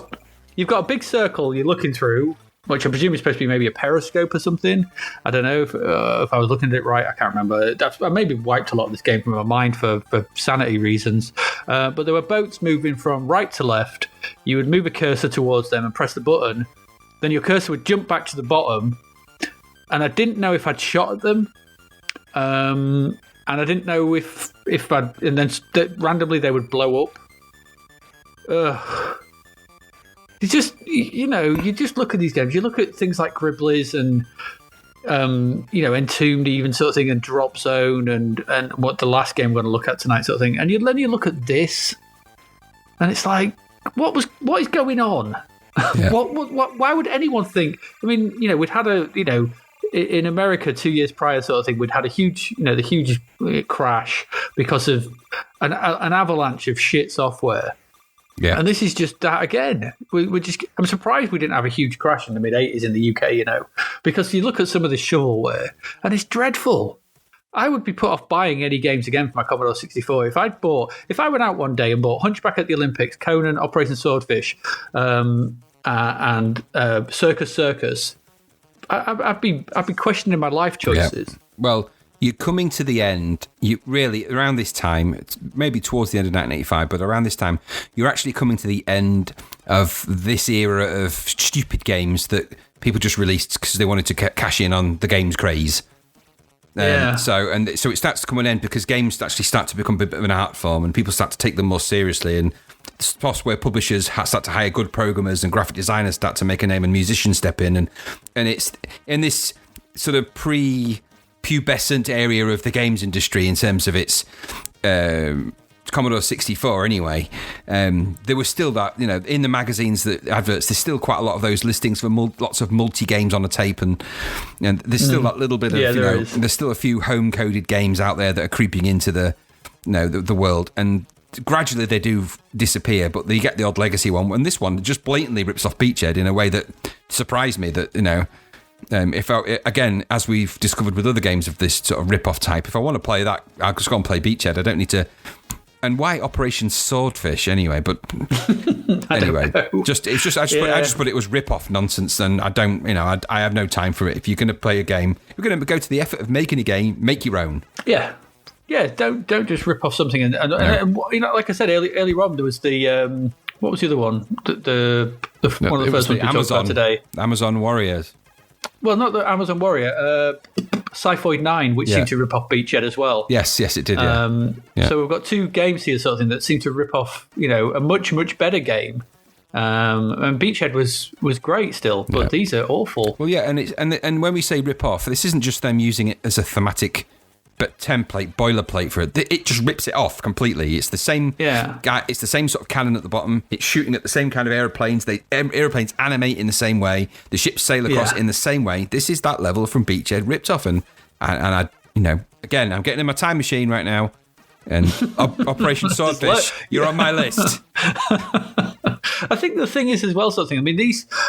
I think there was just such a demand for anything to release. There was, people were seeing there was gold in them there hills. Yes, absolutely. And just throw games out, and so people were just probably making stuff in their bedroom and knocking shit together. Yeah. And then people were like, and then somewhere along the line, people going like, oh, we'll publish that. Yeah. Like Tim loves cricket. Yeah. No one loves cricket like Tim does. Yeah, exactly. Rubbish. Chicken Chase was another one. Oh, no, sorry, Circus. Things like that. Don't remind me that. But that's what I mean. They're just, for me, these are in that pot, the same pot. If you're going to go to the effort of making something, make it original. If you're going to rip somebody off, they're lucky they did it at this time, because you can imagine if I made. I'm going to make a game called, Holo. It's like Halo, exactly the same as Halo. I'm just going to nick one level from Halo and call it Holo. Or call it Operation Swordfish, I may as well, for all the difference it makes. You can't imagine it, can you? I can't just take somebody's game level and go, I'm making my own version of that and just put my own graphics on it. No. The maturity of the industry isn't at that place. It's, we're talking toddlers. These are the toddler steps that we're making here, really, in these early games. Don't get me wrong, there's giant leaps that get made. But, like you said, very, very accurately, that in the background, there's still that idea that there's gold in the hills, and, anyone can release a piece of shit like this game and somebody will buy it. Enough people will buy it to make a few quid. Well, no. Yeah. And funnily enough, that is a philosophy that reared its ugly head again in mobile games, in modern mobile gaming. Oh, absolutely. Yeah. But that's a debate for another time. But absolutely, yeah. Let's not get into that one, because we'll be here all forever. That's it for the next 10 years. Going, the next thing on iPhone Arcade was when they made Clash of Clans. Right, let's move on. Okay, we've got one last game.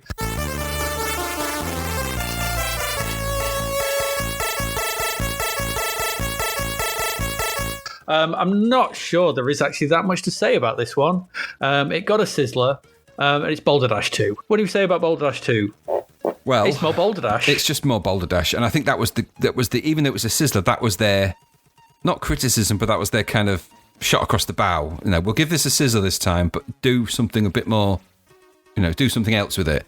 But my argument is with the Boulderdash games, they are just ace. They're perfect. They're perfect. They're perfect. What do you want to? Anything you add to them is almost diluting the perfect design. Yeah, just simple, playable, fast, fun, challenging. Annoying. Really, really annoying. This one because the original, it's not like you had 1,000 levels in the first one. You had 16 levels and 4 bonus levels. So it wasn't like they were huge. I think this is only another 15. You learned them as you went on. You want to say again? Sorry. I think this is only another 15 levels. Yeah. So, but that's what I'm saying. So it's not like, it's we're just getting tired of this sort of thing. But it's still another 15 levels of Boulderdash. And Boulderdash is great. Yes. The moving through my first attempt, I put it on sort of thing. I moved downwards. I moved to the right. I got crushed by a boulder immediately, and I was like, oh god, it's Boulderdash. Yeah. Physics. Remember the physics. Yeah. And from that point on, I was back in it, sort of thing, and it was great. Yeah. Killing the fireflies and all that kind of stuff. What do you say? It's one of those perfect design templates that was like, Paradoid. I imagine that whoever designed the original Boulderdash knew exactly what they wanted to do.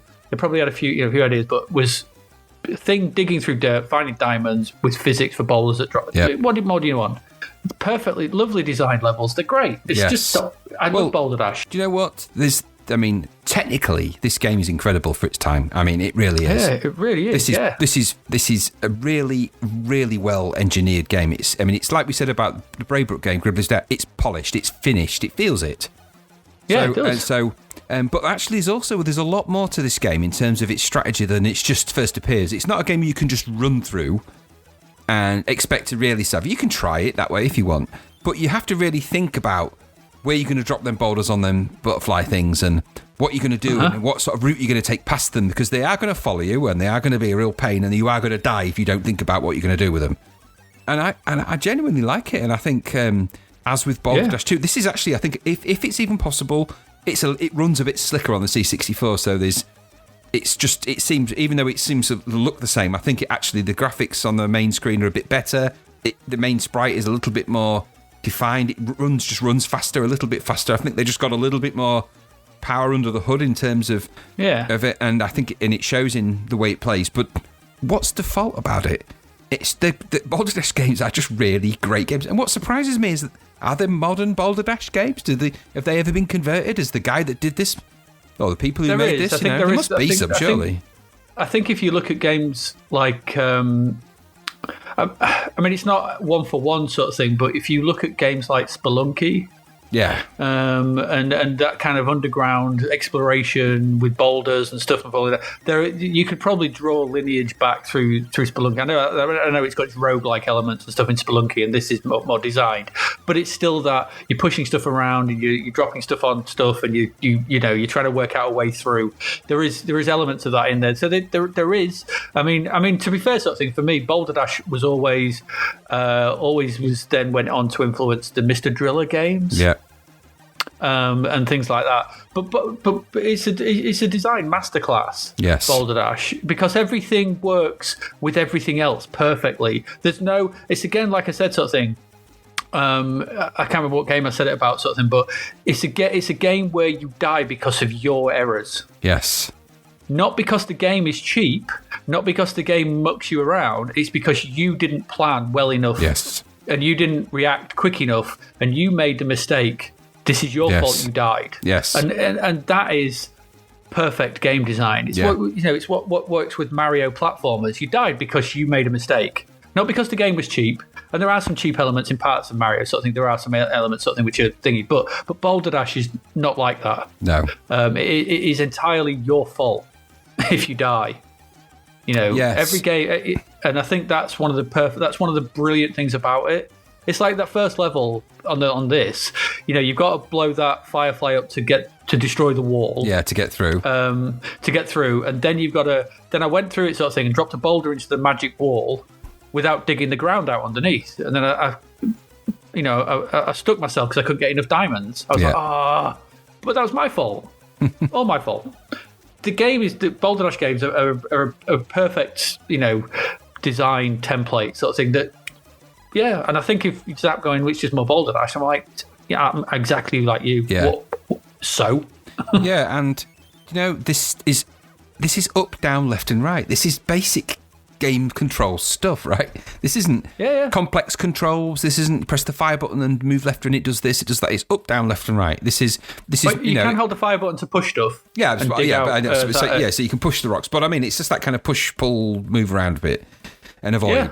There is influences in there from the arcade. It's got hints of Mr. Do, it's got hints of Dig Dug, it's got little borrows from them, but it takes the best elements of those and it puts them into these. So the idea that the enemies follow you around, there's a bit of Pengo in there as well, and there's just little hints of little games. Yeah. So this person who designed this has played those games and thought, I like that mechanic there, I like that bit there, I like that, and hasn't, as we've discovered in some of these other games, thrown them in, put them in top of a guy with a helicopter on top of his head and made some kind of inexplicable game choices that don't really add up. He's just kept the simple ones in and said, right, the player's got to figure this out. And I really, really like it. I like Boulderdash. Yeah. I like all the Boulderdash games. And this particular one I found really, really playable and challenging. I was on it for hours. I really enjoyed it. Yeah, it is great. And I think as well, let's not demean the technical aspects of it, that this is all character based. Yes, absolutely. It's incredible. I mean, and it's a zoomed in part of the screen to be, and if you count it's 40 characters across by however many characters down. It's simply one screen of a Commodore display zoomed in. Yep. And it's just characters, zoomed in characters. That to me is like, when I found that out, because I didn't know that at first, but when I found that out, I was like, that is so clever. And they do so much in that 40 characters by what is the down size of his Commodore screen? How many characters down? 20 odd, 26, 30? Something like off the top of my head, I can't remember, but yeah, I think it's 40 like that. across, isn't it? It's 40 in medium mode. Yeah, it's 40 across, I think. Yeah, 40 characters across by like 30 down, or whatever it is, sort of thing. And just to create these levels in that space, it's great. It's a brilliant achievement. Achievement. And it's like anything with the Boulderdash games. Like I love the intro to each level. 40 by 25, I think, isn't it? 40 by 25. The intro to each level, that with everything sort of revealing itself as it scrolls across, and you're kind of getting hints and glimpses of the level, like going, "Oh God, I'm going to get through that bit." Where's throwing up these boulders? It's fabulous. There's so much good stuff in this game, and it is it's an amusing sort of thing that I wrote. What can you say about Boulderdash 2? Is my only comment, and we've said loads. It's bold. Is it Boulderdash 2? Is it Rockford's Revenge? Is that what it's called? I don't know. There's that the American name? Because is it an American game? Was it released in America first and then here? Yeah, First Star, I think, are an American. Yeah, that's right. American company. So it's First Star Software. So I think it's Boulderdash 2, Rockford's Revenge, Rockford's Riot. Yeah, I don't know. It's Boulder. I think the important thing is it's more Boulderdash. Yeah, it was. It's just they hit a winning formula in game one. And they just made more of the same game too. I like that about it, though. I think the thing is as well that, but just as a sort of a wrap up on Boulderdash sort of thing, I discovered Boulderdash on a turbo tape, completely anonymously, and I had no idea what it was. It was just in amongst a load of other games, and I remember me and my brother just going through this tape and finding games, and there was a load of crap there. And then we booted up Boulderdash, and I'm pretty sure me and my brother were playing this for the better part till about 5-6 o'clock in the morning. The original Boulderdash, and because it was so head and shoulders above everything else, in everything about it, sort of thing. It was one of those, as soon as you started playing it, and as soon as you went through that first maze trying to get the diamonds, and then trying to ace it, trying to speed run it, and trying to get faster and more diamonds and more time and get better score by doing it. And that's the other clever thing about it. The way it challenges you to do it faster. Boulderdash is ace. It is, and after a quick search, the last Boulderdash game that was made was in 2016. Oh. Not by the same people. Technically, the last Boulderdash game was made in 2018 because I made one. Did you? Oh, you did? I've made one in Unity. I've never released it, but I've remade Boulderdash in Unity. Rubble Sprint. No, it's called Dashing Boulders. Which is fair. Yeah, I remade it. Actually, sprite accurate. It is exactly a recreation of the original Boulderdash. We'll come just for a laugh. We'll come to it later down the line. Obviously, there's more sequels to come in the whole Boulderdash franchise, but there's a particularly brilliant title in the Boulderdash. I'm not going to say it now because we'll come to it when we do later in the year. But there's a particularly brilliant Boulderdash title, which even now makes me think of how much fun we had with that particular title. The mystery will be revealed later. Not now, though. Many times. Many years ago. Years later. Not now. Not now.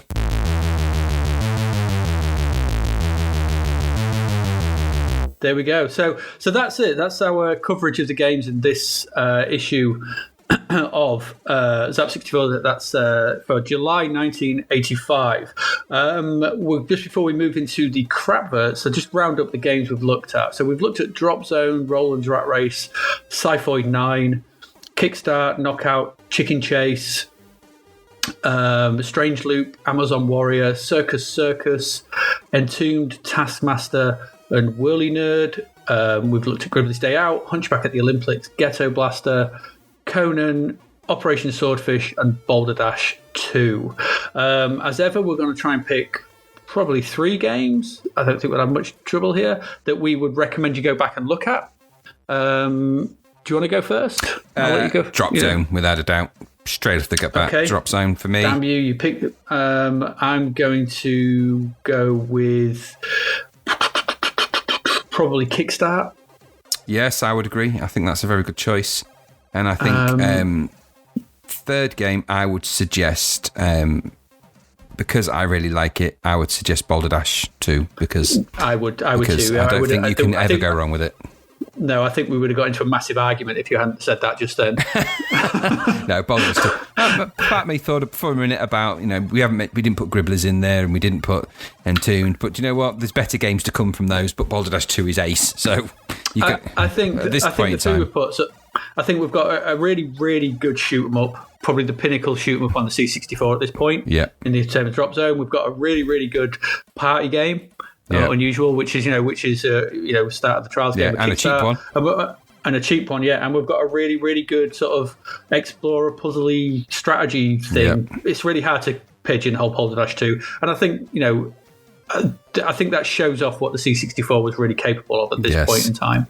And I think that's 3 games. If you go play those 3 games, you're not going to go wrong. No, they're great, all of them. And as far as the Tomb of the Damned of the games that should never ever come out, I'm afraid. Hunchback at the Olympics is going in there. Circus is going in there. And for me, you know what? I'm not going to put GhettoBlaster in there because I think it probably was made with the right intent. No, I wouldn't put that in there. But definitely, it's not a bad game. No, it's just questionable. Hunchback at the Olympics, most definitely. And I think I have to say, Amazon Warrior, get in the Tomb because you're just ripping other people off. And same with that other rip-off game. In fact, any of the games that rip off, they automatically go in anyway because they're Swordfish and Sci-Fi 9. Yeah, they're set for time erasure. Once I've got my time machine working, I think I would put Amazon Warrior just because of how angry it made. Yes, I agree. Yeah, just anything. So it's a rip-off game. If it's a blatant rip-off, actually, not just a rip-off, stealing someone's other game idea and game graphics and everything, you're going in the Tomb. So a knockout, of course. In fact, everything that was rubbish in everything by the 3 we've said, just go plot. Well, no. Strange Sleep's not bad. Strange Sleep, Tombed was okay, but Taskmaster had its moments. But no, the ones that were really obviously bad: Hunchback at the Olympics, get in the Tomb. Operation Swordfish, get in that Tomb. Sci-Fi 9, Tomb. Knockout, Tomb, and Amazon Warrior, Circus, Tomb, done. There you go.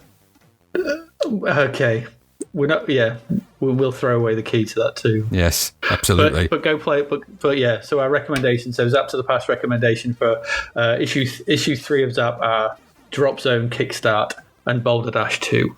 Good choices. With honourable mentions to probably Entombed and Gribbly's. Yeah. There we go. All right. So before we round up and wrap out of here, sort of thing, we're going to look at a couple more Crapverts.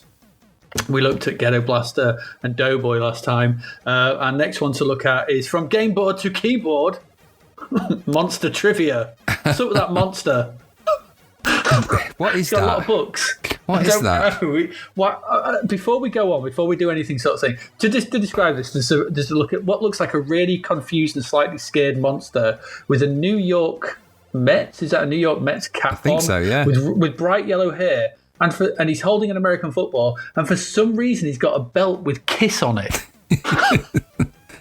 Yeah, I don't. Coming out of a cave with a projector and some books and a bad painting. I don't get it. This goes in the US Gold archive of weird adverts that mean nothing.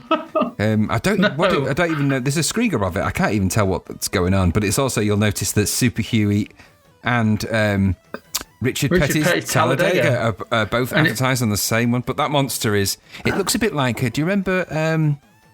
I do recognise it from something. It reminds me of, what was it, who was it who did How Far to Hitchin? I don't know. Oh, it was, I can't remember, it was Gilbert. It reminds me of a bit of an angry Gilbert. Oh, right, yeah. I was thinking it looked like something from Monster Club. It's not that. It's too good for Monster Club, really. It's not a Hugo. It's got. It's not a Shadmock. I mean, what's also, no, it's not. It's got far too much monster about it. It's not just a mask, a really cheap mask from. It's also got 4 legs. Oh, and they've just noticed that he's got 4 legs and a kind of a grass skirt on. Yeah, exactly. And is that his ribs? Or is he what's got? I don't know. And it's got a medallion. And it's got a really weird right arm that seems to have more joints than it should. Compared to his left arm. Yeah. It's all bad. It's all bad. It's the expression on his face, like he's seen something that he shouldn't have. It's just weird. Let's move on, because next up we've got Muscles. And we've talked about this in the episode. So the next advert is Amazon Warrior.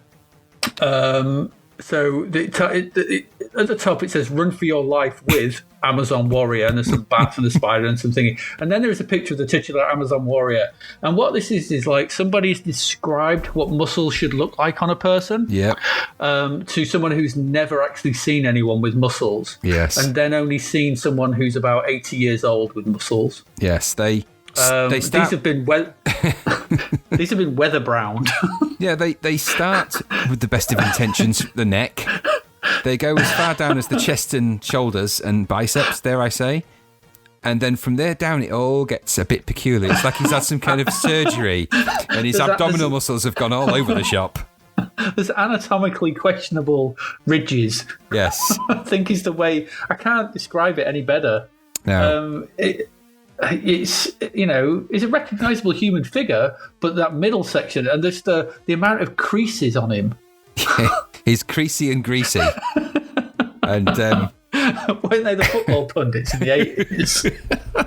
Yeah, they were. And he's wearing a leopard skin thong, for want of a better description, and carrying a very small man spear, which it just seems to be undersized. It's just bad, isn't it? Yeah, and then it just reminded me for some reason of Billy from Predator. So they could have just named this Billy's Adventure because Billy Warrior. Yeah, because he could have just gone off and done stuff in Predator, and this game could have been, that's set in the jungle. This would have been a better title for this game. The Adventures of Billy from Predator. Because he kind of ends up dressed like that, apart from the leopard skin thong. He has a big whopping knife like he's got, and that is true. So I just think I'll tell you what I also don't like about this advert as well is the use of triangles. Yeah, I saw that.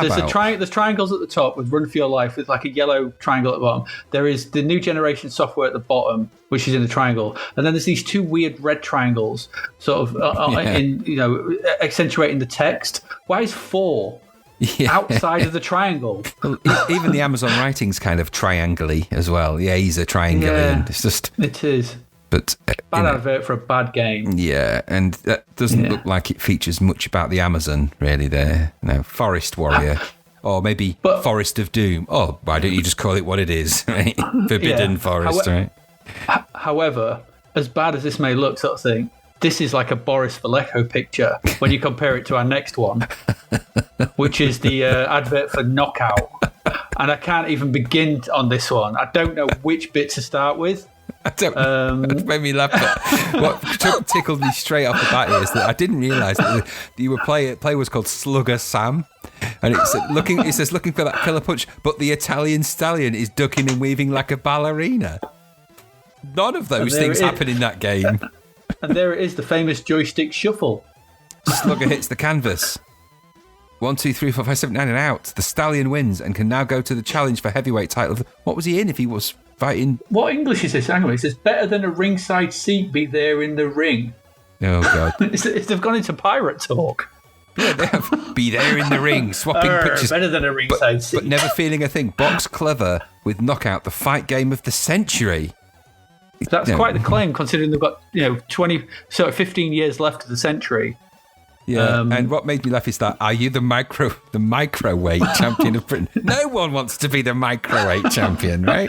I mean, but let's no, they don't. Let's talk about the human figures in this picture. We've talked about the words. It's a big old knockout across the top. But let's talk about the boxer in the background and in his lack of neck. Something's gone horribly wrong, and this makes me think of some kind of 80s body horror. Well, yeah. Is he meant to be? What's going on with the top of that left arm? I think there's a mutation, Kerry. They've over muscled him. It's like it's just over. And again his right arm his right arm's quite powerful and strong, and his left arm looks kind of weedy and not quite up to the challenge. He's like a fiddler crab. But both arms go into his head rather than like his shoulder. Yeah, they've drawn the body and then realised that they needed to draw a head, I think. And the shadowing on it's really weird as well because of the knockout writing behind it. It's kind of made it weird. It's not great, and so this character is this I don't know, this character of extreme oddness is looking down on a person that he's obviously knocked out. Again, someone has described a human to the person who drew this, but not in very well. What's that lump? Absolutely, and if we're talking about 80s games, and we're talking about the 1980s boxing, I don't think, I don't mean to sound particularly mean, but there weren't a lot of great white boxers at that time. There were not. So, no. So we're talking about, why not put a black boxer on there? Because there was many of them at that time. Marvin Hagler was a really famous boxer, just one off the top of my head. There's loads of Sugar Ray Leonard, Bruno, late Tyson. There's enough mileage there to have a bit of of diversity. But that side, if you're going to draw boxers, at least draw them anatomically correct. I mean, and that guy back there is he's a hunchback. Another hunchback. He's a hunchback, which is probably what they really meant with this game. They just thought there's enough hunchback games out there. We can't have hunchback boxing. Super hunch out. But they've knocked out the guy on the ground there. But he's not unconscious, is he? He's just peeved. He's angry. He's looking kind of. And I think what he's realised is that he should never have agreed to be the model for this game. Because it's not great that, No, it's muscles. No. I don't know if you want to say anything about Mama Llama. All I want to talk about is why the llamas seem to have baby arms as ears. I don't get the obsession with llamas. I don't think llamas and camels make good games. I just don't. And that's never going to change. I think it's a bit weird. I think it's just, I don't know. Is there something about these games that I'm missing or something? I mean, am I not getting it? No, you're not. I think, they're all kind of arcade derivative, I suppose, but I just don't get them. I don't. What's going on with that ear, though, that's popping up? On the two, it's one at the middle and one on the left. It looks like I said, it looks like a baby's arm. Yeah, it's a bit really shiny. It's why they're really shiny llamas as well. Is that what llamas? They are kind of glossed. Do they? No, I don't know that they look like that in reality. I'm pretty sure a llama isn't tan brown and covered in kind of what looks like varnish. No. So no. Anyway, I think it's just just mama rhymes with llama, doesn't it? So let's make a game absolutely, better. Yeah. It's the mama llama looking after the other ones. Anyway, there are Crapverts. Go look them out. Go check them out. Monster Trivia, Amazon Warrior, Knockout. As for if you shove these into Google, it'll pop up a mama llama. We'll probably put some in on the website. And you can have a laugh at them as well, hopefully. Quickly round up what was going on in the charts for the Commodore 64, our top 10. This is from Commodore and Video Games. Zapped doesn't have an official sort of sales charts. I'm curious as to know where they actually got these figures from, because I don't think there was anything official back then, but hey-ho, we'll just go with it. The Commodore 64 top 10 for July 1985, according to CMVG magazine, was number 10. Was Brian Jacks's Superstar Challenge. At number 9, down from number 6, was Airwolf. Number 8 was Grog's Revenge. Number 7, World Series Baseball. Number 6, Entombed. Number 5 was Cauldron. 4, Impossible Mission. 3, International Basketball. 2 was Pit Stop 2. And 1, aptly at this point sort of thing in the month of Live Aid, was Soft Aid. Straight in by looks at number 1. So that's quite good. Was that a collection of games I think you could buy? It was, yeah. It had Star Trader on it, which I played far more than I ever should have done. It was basically Elite without the annoying stuff in it, and I loved it. So yeah, some good games in there. Some bad games. I mean, Entombed, we like Cauldron, we loved Impossible Mission, International Basketball, and Pit Stop 2. Yeah. So some good choices there by by Joe Public. I think that's it, isn't it? That's it. That's everything. I think that's it. Yeah. That's July 1985. So obviously next month will be August. So join us then, where we will be looking at games from the August issue of Zapped 64, and those games will include such titles as Beachhead 2.